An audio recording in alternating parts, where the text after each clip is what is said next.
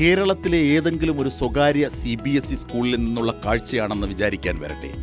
നമ്മുടെ സർക്കാരിൻ്റെ പൊതുവിദ്യാഭ്യാസ വകുപ്പിന് കീഴിൽ Kerala infrastructure investment fund board KIIFB fund ഉപയോഗിച്ച് നവീകരിച്ച സ്മാർട്ട് ക്ലാസ് മുറികളും മറ്റ് അത്യന്താധുനിക ഡിജിറ്റൽ പഠന സൗകര്യങ്ങളുമുള്ള സ്കൂളുകളിൽ ഒന്നാണിത്.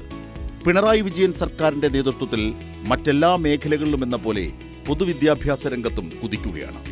കഴിഞ്ഞ 9 വർഷങ്ങൾക്കിടെ കിഫ്ബി അടക്കം വിവിധ പദ്ധതികളുടെ ഭാഗമായി 5000 കോടി രൂപയ്ക്ക് മുകളിലുള്ള വികസന പ്രവർത്തനങ്ങളാണ് പൊതുവിദ്യാഭ്യാസ മേഖലയിൽ നടപ്പിലാക്കിയത്.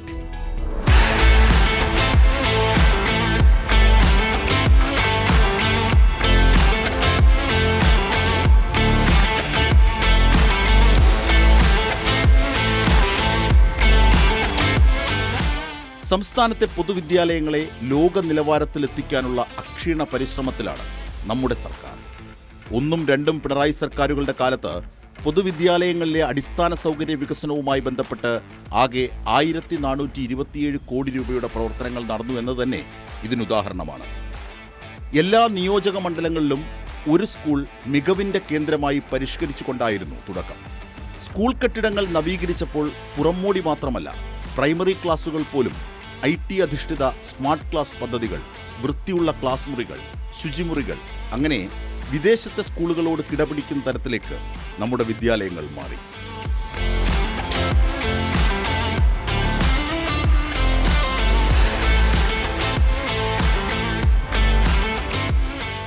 വിദ്യാഭ്യാസ രംഗത്ത് ഒരു വിപ്ലവകരമായ മാറ്റമാണ് ശാസ്ത്ര സാങ്കേതിക വിദ്യാഭ്യാസ രംഗത്തുണ്ടായിട്ടുള്ള ഏറ്റവും പ്രധാനപ്പെട്ട മാറ്റമാണ് ഈ വിദ്യാഭ്യാസ രംഗത്ത് ഉണ്ടായിട്ടുള്ളത്. അപ്പോൾ അതിൻ്റെ ആ നിലയിൽ ഇത് മൊത്തത്തിൽ പരിശോധിച്ച് നോക്കിയാൽ ദേശീയാടിസ്ഥാനത്തിലും മെച്ചപ്പെട്ട നിലവാരം നമ്മൾ പുലർത്തുന്നു എന്നത് പറയുമ്പോൾ തന്നെ പിന്നെ national education policy national education പോളിസിയിൽ ഒപ്പിടാത്തതുകൊണ്ടും അതുപോലെ തന്നെ PM ശ്രീയിൽ ഉൾപ്പെടാത്തതുകൊണ്ടും നമുക്ക് സംസ്ഥാനത്തിന് ലഭിക്കേണ്ട കേന്ദ്ര ഫണ്ട് തടഞ്ഞു വച്ചിരിക്കുകയാണ്. എന്തായാലും കേന്ദ്ര ഗവൺമെൻറ് പറയുമ്പോൾ അതിലുള്ള പോരായ്മകൾ ചൂണ്ടിക്കാട്ടാൻ നമ്മൾ തീരുമാനിച്ചിട്ടുണ്ട്. പക്ഷേ ഫണ്ട് കുട്ടികൾക്ക് കിട്ടേണ്ട ഫണ്ട് പ്രയോജനപ്പെടുത്തണമെന്നുള്ള നിലയിൽ തന്നെയാണ് ആലോചിച്ചിട്ടുള്ളത്. കാരണം 1500 കോടി രൂപയുടെ ഫണ്ട് എന്തിനാ നമ്മൾ കളയേണ്ട കാര്യം എന്താ? ഇത് കേന്ദ്രം ഭരിക്കുന്ന പാർട്ടിയുടെ ഫണ്ടൊന്നും അല്ലല്ലോ, ഇത് രാജ്യത്തെ ജനങ്ങളുടെ ഫണ്ടാണല്ലോ. സാങ്കേതികമായി എന്തെങ്കിലും കാര്യം പറഞ്ഞുകൊണ്ട് തള്ളേണ്ട കാര്യമൊന്നുമില്ല.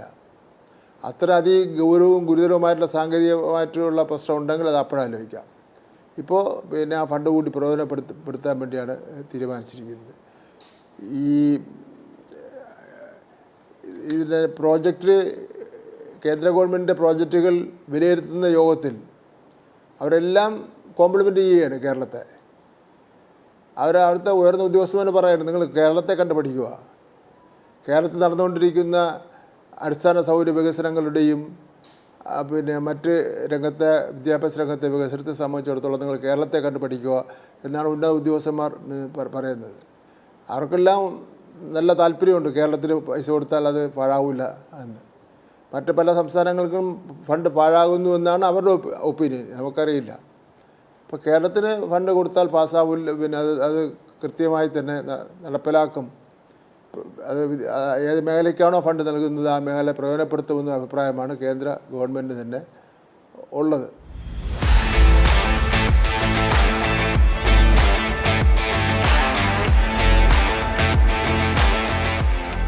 നവകേരള കർമ്മ പദ്ധതിയുടെ ഭാഗമായി 2017-18 അക്കാദമിക വർഷത്തിൽ ആരംഭിച്ച പൊതുവിദ്യാഭ്യാസ സംരക്ഷണ യജ്ഞവും തുടർന്നുണ്ടായ വിദ്യാകിരണം പദ്ധതിയും കേരളത്തിൻ്റെ പൊതുവിദ്യാഭ്യാസ രംഗത്ത് അടിസ്ഥാന സൗകര്യ വികസനങ്ങളിലടക്കം അനവധി വിപ്ലവകരമായ മാറ്റങ്ങളാണ് സൃഷ്ടിച്ചത്. ഇതിനുള്ള ചാലകശക്തിയായും ധനസഹായമടക്കമുള്ള പിന്തുണയായും കിഫ്ബി നിലയുറച്ചതിനാലാണ് പൊതുവിദ്യാഭ്യാസ രംഗത്ത് ഡിജിറ്റൽ വൽക്കരണം ഇത്ര സുഗമമായി സാധ്യമായതെന്ന് നിസ്സംശയം പറയാനാകും. കിഫ്ബി ഫണ്ട് പ്രയോജനപ്പെടുത്തിക്കൊണ്ടാണ് പൊതുവിദ്യാഭ്യാസ വകുപ്പിലെ Kerala infrastructure and technology for education KITE സംസ്ഥാനത്തെ സെക്കൻഡറി, ഹയർ സെക്കൻഡറി ക്ലാസ് മുറികൾ സമ്പൂർണ്ണമായി ഡിജിറ്റലാക്കുകയും പ്രൈമറി വിഭാഗം സ്കൂളുകളിൽ ഹൈടെക് ലാബ് പദ്ധതി നടപ്പിലാക്കുകയും ചെയ്തതിലൂടെയാണ് പൊതുവിദ്യാഭ്യാസ രംഗത്ത് രാജ്യത്തെ ആദ്യ സമ്പൂർണ്ണ ഡിജിറ്റൽ സംസ്ഥാനമെന്ന നേട്ടം കൈവരിക്കാൻ കേരളത്തിന് കഴിഞ്ഞത്.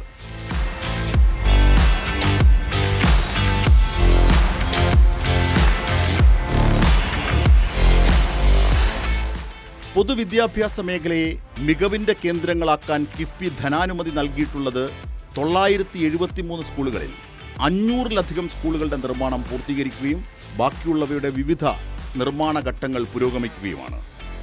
വിദ്യാലയ കെട്ടിടങ്ങൾ നവീകരിക്കുന്നതിന് 2350 കോടി രൂപയും ക്ലാസ് മുറികളുടെ ഡിജിറ്റലൈസേഷന് 786 കോടി രൂപയും വകയിരുത്തിക്കൊണ്ട് ആകെ 158 പദ്ധതികളിലായി 3218 കോടി രൂപയാണ് Kerala infrastructure investment fund board അഥവാ കിഫ്ബി പൊതുവിദ്യാഭ്യാസ മേഖലയിൽ മാത്രം വകയിരുത്തിയിരിക്കുന്നത്.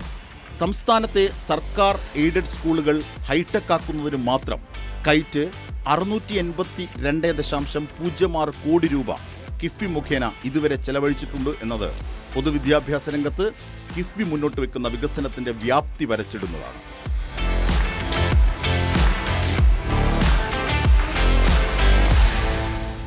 കേരളത്തിലെ പൊതുവിദ്യാലയങ്ങളിൽ ഡിജിറ്റൽ വിദ്യാഭ്യാസം പ്രാവർത്തികമാക്കുന്നതിൽ കിഫ്ബി ഫണ്ടുകൾ വളരെ സഹായകരമായിരുന്നു. ഇന്നിപ്പോൾ സ്കൂളുകളിലെ ഡിജിറ്റൽ വിദ്യാഭ്യാസം ദേശീയ അടിസ്ഥാനത്തിൽ തന്നെ ശ്രദ്ധിക്കപ്പെടുന്ന നിലയിലേക്ക് എത്തിച്ചേർന്നിട്ടുണ്ട്. കിഫ്ബി ഫണ്ട് പ്രയോജനപ്പെടുത്തിക്കൊണ്ടാണ് പൊതുവിദ്യാഭ്യാസ വകുപ്പിലെ Kerala infrastructure and technology for education KITE സംസ്ഥാനത്തെ സെക്കൻഡറി ഹയർ സെക്കൻഡറി ക്ലാസ് മുറികൾ സമ്പൂർണ്ണമായി ഡിജിറ്റൽ ആക്കുകയും പ്രൈമറി വിഭാഗം സ്കൂളുകളിലേക്ക് ഹൈടെക് ലാബ് പദ്ധതി നടപ്പിലാക്കുകയും ചെയ്തത്. സംസ്ഥാനത്തെ സർക്കാർ എയ്ഡഡ് സ്കൂളുകൾ ഹൈടെക് ആക്കുന്നതിന് കൈറ്റ് 682 കോടി രൂപയോളം കിഫ്ബി മുഖേന ഇതുവരെ ചെലവഴിച്ചിട്ടുണ്ട്. ഇത് നമ്മുടെ രാജ്യത്ത്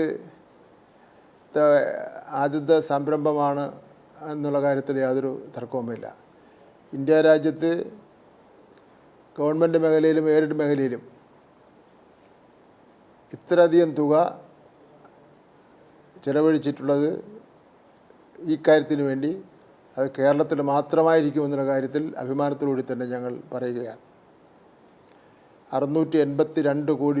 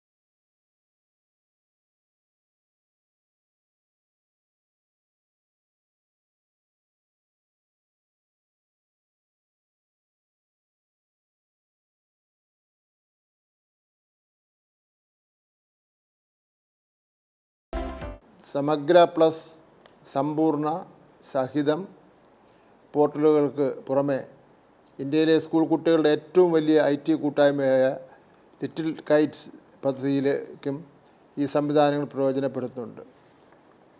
ലിറ്റിൽ കൈറ്റ്സ് ഇന്ത്യയിൽ കേരളത്തിൽ മാത്രമുള്ള ഒരു കുട്ടികളുടെ IT കൂട്ടായ്മയാണ്. അവരുടെ എല്ലാ വർഷവും വാർഷിക കൂട്ടായ്മ നടത്താറുണ്ട്. എന്തൊക്കെ പുതിയ കണ്ടുപിടുത്തങ്ങളാണ് ഈ കൊച്ചു കുരുന്നുകൾ, കൊച്ചു ശാസ്ത്രജ്ഞന്മാർ ഈ ലിറ്റിൽ കൈറ്റിലൂടെ നടത്തുന്ന എക്സിബിഷനിൽ അവർ പ്രസൻറ്റ് ചെയ്യുന്നത്. ഇതെല്ലാം ഒരു പുതിയ അനുഭവം തന്നെയാണ് കേരളത്തിലെ ജനങ്ങളെ സംബന്ധിച്ചിടത്തോളം, ഇന്ത്യയിലെ ജനങ്ങളെ സംബന്ധിച്ചിടത്തോളം.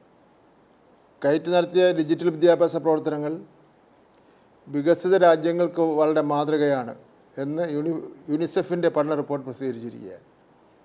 യുനിസെഫിൻ്റെ പഠന റിപ്പോർട്ടും ഇവിടുത്തെ പ്രതിപക്ഷം അംഗീകരിക്കുകയോ ഇല്ല എന്നുള്ളത് സംബന്ധിച്ച് എനിക്കറിയില്ല. Artificial intelligence, fact checking, robotics തുടങ്ങിയ നവീന മേഖലയിൽ വരെ ഇന്ന് നമ്മുടെ ICT പാഠപുസ്തകത്തിൽ പ്രകാരം രാജ്യത്താദ്യമായി ഉൾപ്പെടുത്തിയിട്ടുള്ളത്. ഗുണമേന്മയുള്ള വിദ്യാഭ്യാസത്തിനായുള്ള ശ്രമങ്ങൾക്ക് ഏറെ സഹായകരമാണ് മെച്ചപ്പെട്ട ഭൗതിക സൗകര്യങ്ങൾ.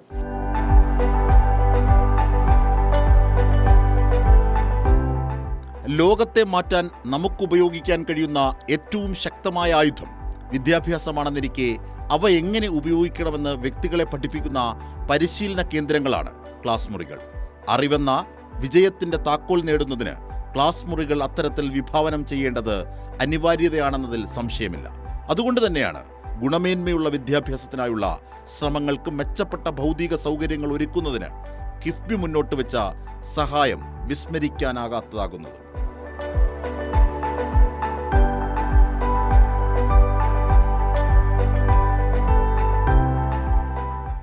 സർക്കാർ വിദ്യാലയങ്ങളുടെ ഭൗതിക സൗകര്യ വികസന കാര്യത്തിൽ വലിയ തോതിൽ മുന്നേറുവാൻ കിഫി ഫണ്ട് സഹായകരമായി. സംസ്ഥാനത്തെ 973 സർക്കാർ വിദ്യാലയങ്ങളുടെ ഭൗതിക സൗകര്യ വികസനത്തിനായി കിഫി ധനസഹായം നിർണായകമായ പങ്ക് വഹിച്ചു. 5 കോടി, 3 കോടി, 1 കോടി കിഫി ധനസഹായമാണ് പ്രാരംഭഘട്ടത്തിൽ വിഭാവന ചെയ്തത്. എന്നാൽ റേറ്റ് റിവിഷൻ വന്നതിൻ്റെ ഭാഗമായി ടെൻഡർ നടപടികൾ പൂർത്തീകരിക്കാത്ത 3 കോടി ധനസഹായം 3.9 കോടിയാക്കിയും 1 കോടി എന്നത് 1.3 കോടിയാക്കിയും വർദ്ധിപ്പിച്ചിട്ടുണ്ട്. ഏതാണ്ട് 2565 കോടി രൂപയുടെ ഭരണാനുമതി കിഫി മുഖേന ഭൗതിക സൗകര്യ വികസനത്തിനായി വിദ്യാഭ്യാസ വകുപ്പിന് ലഭ്യമാക്കിയിട്ടുണ്ട്. 5000 കോടി രൂപയോളം ഈ ഭൗതിക സൗകര്യങ്ങൾ മെച്ചപ്പെടുത്തുന്നതിന് വേണ്ടി പ്രയോജനപ്പെടുത്തിയിട്ടുണ്ട്. അതിൽ ഏതാണ്ട് 90% കിഫി ഫണ്ട് ആണ് നമുക്ക് പ്രയോജനപ്പെടുത്താൻ വേണ്ടി പറ്റുന്നത്. നമുക്ക് സാധാരണഗതിയിൽ, ഞാൻ പഞ്ചായത്ത് പ്രസിഡൻ്റായിരുന്ന ആളാണ് വളരെ കാലം മുമ്പേ. അപ്പോൾ ഒരു സ്കൂളിൽ, ഒരു മണ്ഡലത്തിൽ 1 കോടി രൂപ കിട്ടുക എന്ന് പറഞ്ഞാൽ മഹാ അത്ഭുതമാണ്. ഞാൻ പഠിച്ച എൻ്റെ വീട്ടിനടുത്തുള്ള ചെറുവയ്ക്കൽ ഗവൺമെൻറ് LP സ്കൂളുണ്ട്. അപ്പോൾ അതിന് നല്ല പ്രായം ഉണ്ടാവുമെന്ന് മനസ്സിലായല്ലോ. ആ സ്കൂളിന് എത്രയോ വർഷക്കാലം കഴിഞ്ഞ് പോയിട്ട് പോലും വേറെ MLA-മാരും ഗവൺമെൻറ്റും ഒക്കെ തന്നെ മാറി വന്നിട്ട് പോലും ഒരു പഴഞ്ചൻ കെട്ടിടമില്ലാതെ ഒരു കെട്ടിടമില്ല. അപ്പം ഞാൻ മന്ത്രിയായി വന്നതിന് ശേഷമാണ് അവർക്ക് 3.5 കോടി രൂപ അനുവദിച്ച്, അത് കിഫി ഫണ്ടല്ല, ഓൺ ഫണ്ടാണ്, അനുവദിച്ച് കെട്ടിടം കെട്ടുന്നതിന് വേണ്ടി കഴിഞ്ഞിട്ടുള്ളത്. അങ്ങനെ കേരളത്തിൽ ഞാൻ പറഞ്ഞ പോലുള്ള എത്ര ഉദാഹരണം വേണമെങ്കിലും പറയാനുണ്ട് എന്നുള്ളതാണ്.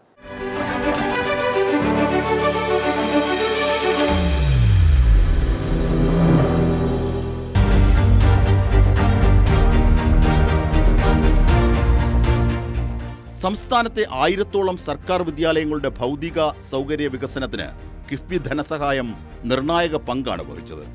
5 കോടി, 3 കോടി, 1 കോടി കിഫ്ബി ധനസഹായമാണ് പ്രാരംഭഘട്ടത്തിൽ വിഭാവനം ചെയ്തതെങ്കിലും റേറ്റ് റിവിഷൻ വന്നതിന്റെ ഭാഗമായി ടെൻഡർ നടപടികൾ പൂർത്തീകരിക്കാത്ത 3 കോടി ധനസഹായം 3.9 കോടിയായും 1 കോടി എന്നത് 1.3 കോടിയായും വർദ്ധിപ്പിച്ചിട്ടുണ്ട്.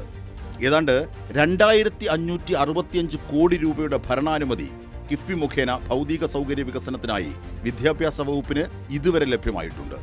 കൂടാതെ ഫിഷറീസ് വകുപ്പിലൂടെയും മത്സ്യത്തൊഴിലാളികളുടെ കുട്ടികൾ പഠിക്കുന്ന 57 സ്കൂളുകൾക്ക് 66 കോടി രൂപ ഭൗതിക സൗകര്യ വികസനത്തിനായി കിഫ്ബി ധനസഹായം ലഭ്യമാക്കിയിട്ടുണ്ട്. മാത്രമല്ല, കായിക വകുപ്പിലൂടെ 5 സ്കൂൾ കളിസ്ഥലങ്ങളെ വിപുലീകരിക്കുന്നതിനായി 76.38 കോടി രൂപയുടെ പദ്ധതികൾക്ക് കിഫ്ബി ധനസഹായം നൽകിയതും പൊതുവിദ്യാഭ്യാസ മേഖലയിൽ തന്നെയാണ് മുതൽക്കൂട്ടാകുന്നത്.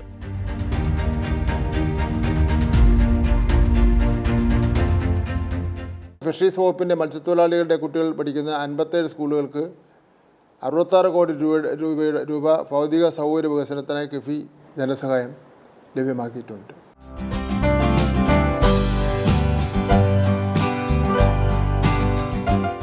സംസ്ഥാനത്തെ 513 വിദ്യാലയ കെട്ടിടങ്ങളുടെ നിർമ്മാണ പൂർത്തീകരണം, 141 സ്കൂളുകളിൽ 5 കോടി മുടക്കിൽ പുതിയ കെട്ടിടം, 386 സ്കൂളുകളിൽ 3 കോടി മുടക്കി അടിസ്ഥാന സൗകര്യം വികസനം, 493 കോടി മുടക്കി 45,000 ക്ലാസ് മുറികൾ ഹൈടെക് ആക്കി, എല്ലാ LP UP സ്കൂളുകളിലും സ്മാർട്ട് ലാബിനായി 292 കോടി, തീരദേശത്തെ സ്കൂളുകൾക്ക് 56 കോടി എന്നിവ പൊതുവിദ്യാഭ്യാസ മേഖലയിൽ കിഫ്ബി ഫണ്ടിൽ സാധ്യമായ വികസന പ്രവർത്തനങ്ങളിൽ ചിലത് മാത്രമാണ്. പേരിന് മാത്രമുള്ള വികസനം എന്നതിനപ്പുറം സ്കൂൾ കെട്ടിടങ്ങളുടെ അടിസ്ഥാന സൗകര്യ വികസനവും ക്ലാസ് മുറികളുടെയും ലാബുകളുടെയും ഡിജിറ്റലൈസേഷനുകളുമെല്ലാം രാജ്യത്തെ മറ്റൊരു സംസ്ഥാനത്തിനും അവകാശപ്പെടാനാകാത്ത വിധം മെച്ചപ്പെട്ടതാകുന്നു എന്നിടത്താണ് നമ്മുടെ സർക്കാരും കിഫ്ബിയും നടത്തുന്ന പ്രവർത്തനങ്ങൾ വേറിട്ടതാകുന്നത്. ഇന്ത്യ വിട്ടുകഴിഞ്ഞാൽ മറ്റ് പല സംസ്ഥാനങ്ങളിലും സ്കൂൾ കെട്ടിടങ്ങൾ പോലും വളരെ ദയനീയ അവസ്ഥയിലാണ്. കുട്ടികൾക്ക് ഇന്ന് പഠിക്കുന്നതിന് വേണ്ടിയുള്ള സൗകര്യമില്ല. രാജ്യത്തെ ഏറ്റവും വലിയ സംസ്ഥാനമാണ് UP എന്ന് പറയുന്നത്. വികസനത്തിന് മാതൃകയായി ചിലർ ചൂണ്ടിക്കാണിക്കുന്നത് ഗുജറാത്തിനെയാണ്. അവിടുത്തെ സ്കൂൾ ക്യാമ്പസും സ്കൂളും കേരളത്തിലെ സ്കൂൾ ക്യാമ്പസും ക്ലാസ് മുറികളും തമ്മിൽ വിലയിരുത്തുന്നതിന് വേണ്ടി പോലും കഴിയാത്ത രൂപത്തിൽ പിന്നിലാണ് UPയിലെയും ഗുജറാത്തിലെ അടക്കമുള്ള സ്കൂളുകൾ എന്നുള്ള കാര്യം കൂടി ഞാനിവിടെ സൂചിപ്പിക്കുകയാണ്.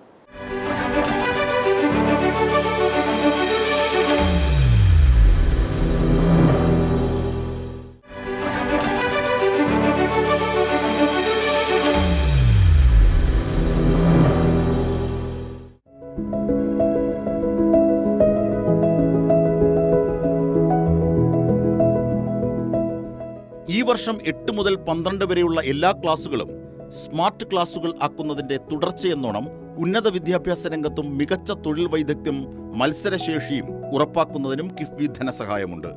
4752 സെക്കൻഡറി ഹയർ സെക്കൻഡറി സ്കൂളുകളിലെ 45,000 ക്ലാസ് മുറികളെ സാങ്കേതിക വിദ്യാ സൗഹൃദമാക്കിയതും 11,275 പ്രൈമറി സ്കൂളുകളിൽ കമ്പ്യൂട്ടർ ലാബുകൾ ഒരുക്കിയതും ഒരു തരത്തിലുള്ള വിവേചനമില്ലാതെ മുഴുവൻ കുട്ടികൾക്കും പഠനത്തിന്റെ ഭാഗമായി ആധുനിക സാങ്കേതിക വിദ്യ പ്രാപ്യമാകുന്ന അവസ്ഥയുണ്ടാക്കി. ഇതിലൂടെ എല്ലാവരെയും ഉൾക്കൊള്ളുന്ന വിദ്യാഭ്യാസം എന്ന സംസ്ഥാനത്തിന്റെ പൊതുനിലപാട് ഉയർത്തിപ്പിടിക്കാൻ സാധിച്ചു എന്നതാണ് മറ്റൊരു സുപ്രധാന വസ്തുത. 1 മുതൽ 12 വരെയുള്ള ക്ലാസുകളിലേക്ക് 3,74,274 ഡിജിറ്റൽ ഉപകരണങ്ങൾ പദ്ധതിയിൽ ഉൾപ്പെടുത്തി ഇതുവരെ വിതരണം ചെയ്തിട്ടുണ്ട്. കോവിഡ് കാലത്തെ ഡിജിറ്റൽ വിദ്യാഭ്യാസ പ്രവർത്തനങ്ങൾ ഉൾപ്പെടെ നടത്താൻ ഇത് ഉപകാരപ്പെട്ടു എന്നത് സർക്കാരും കിഫ്ബിയും വിഭാവനം ചെയ്ത് ആവിഷ്കരിച്ച പദ്ധതിയുടെ ദീർഘവീക്ഷണം കൂടിയാണ് വെളിവാക്കിയത്.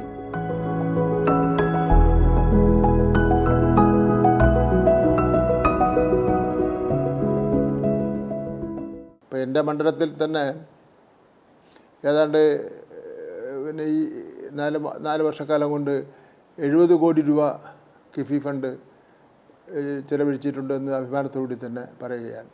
പണ്ട് 1 കോടി രൂപ ഒരു സ്കൂളിലെല്ലാം കിട്ടുക എന്ന് പറഞ്ഞാൽ അത് അത്ഭുതകരമായിട്ടാണ്. ഭരണ പ്രതിപക്ഷ ഭേദമന്യേ മറ്റൊരു സ്ഥാപിത താല്പര്യമോ പരിഗണനയോ ഇല്ലാതെ മെറിറ്റിൻ്റെ അടിസ്ഥാനത്തിൽ മാത്രം കേരളത്തിൽ അനുവദിക്കപ്പെട്ടതാണ് കിഫ്ബി ഫണ്ടെന്ന് പറയുന്നത്. അത് എല്ലാ ഭരണപക്ഷവും പ്രതിപക്ഷവും എല്ലാ MLA-മാരും അവരവരുടെ മണ്ഡലങ്ങളിൽ ധാരാളം മതിയോളം അത് പ്രയോജനപ്പെടുത്തിയിട്ടുണ്ടെന്നുള്ള കാര്യത്തിൽ യാതൊരു തർക്കവും ഇല്ല. പിന്നെ കൂട്ടായി അവരെല്ലാം സഭയിൽ വരുന്ന അവസരത്തിൽ ഇതിനെ എതിർക്കും. പക്ഷേ ഒറ്റയ്ക്കൊറ്റയ്ക്ക് ആകുമ്പോൾ അവർക്ക് ഏറ്റവും കൂടുതൽ വികസന പ്രവർത്തനം നടന്നിട്ടുള്ളത് ഈ കിഫ്ബി ഫണ്ട് കൊണ്ടാണെന്നുള്ള വിവരം സംസ്ഥാനത്തെ എല്ലാ MLA-മാരും ജനങ്ങളും പറയുന്ന കാര്യത്തിൽ യാതൊരു തർക്കവുമില്ല.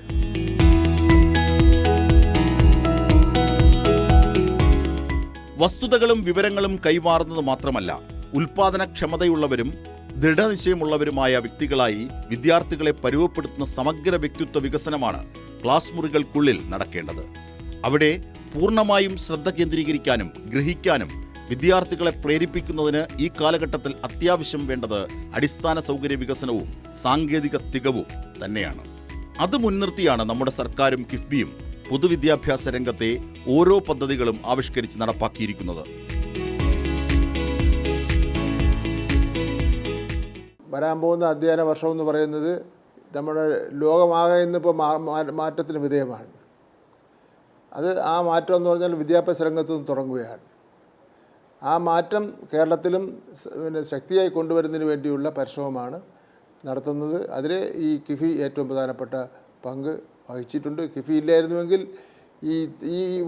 ഞാൻ പറഞ്ഞ ഒരു കാര്യങ്ങളും കേരളത്തിൽ നടക്കില്ലായിരുന്നു. അത്യാവശ്യം ഒരു ഓൺ ഫണ്ട് ഉപയോഗിച്ചുകൊണ്ട് ഒരു മണ്ഡലത്തിൽ 1 കോടി രൂപയുടെ പ്രവർത്തനം നടത്താൻ വേണ്ടി പറ്റും. അതിനപ്പുറം നടത്താൻ വേണ്ടി പറ്റില്ല. ആ ഒരു സ്ഥിതിവിശേഷമാണുള്ളത്. കേന്ദ്ര ഗവൺമെൻറ്റും രാഷ്ട്രീയ ദുഷ്ടലാക്കോടുകൂടിയുള്ള ഒരു സമീപനമാണ് കേരളത്തെ സഹായിക്കുന്ന കാര്യത്തിൽ ഉണ്ടായിരിക്കുന്നത്. വിദ്യാഭ്യാസത്തെ വേണമെങ്കിൽ മാറ്റിവെക്കാം, പക്ഷേ ദുരന്ത നിവാരണ രംഗത്ത് പോലും അത് സന്ദർശനം നടത്തുക, അതിനപ്പുറമായി ഒരു സഹായം ചെയ്യാത്ത സാഹചര്യമാണ് ഇന്ന് രാജ്യത്ത് നിലനിൽക്കുന്നത് എന്നുള്ള കാര്യം കൂടി ഞാൻ ഈ അവസരത്തിൽ ഓർമ്മപ്പെടുത്തുവാൻ ആഗ്രഹിക്കുകയാണ്.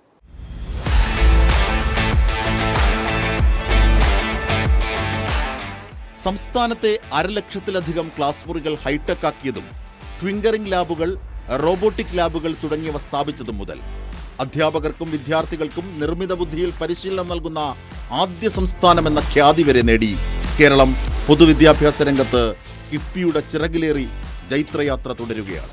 പൊതുവിദ്യാഭ്യാസ രംഗത്ത് രാജ്യത്തെ ആദ്യ സമ്പൂർണ്ണ ഡിജിറ്റൽ സംസ്ഥാനം എന്ന നേട്ടം കൈവരിച്ച നാട്ടിലെ ഭാവി തലമുറ തലയുയർത്തിപ്പിടിച്ച് ആ യാത്രയ്ക്കൊപ്പം ചേരുമ്പോൾ പിറക്കുന്നത് കേരള മാതൃകയുടെ പുതുചരിതമാണ്.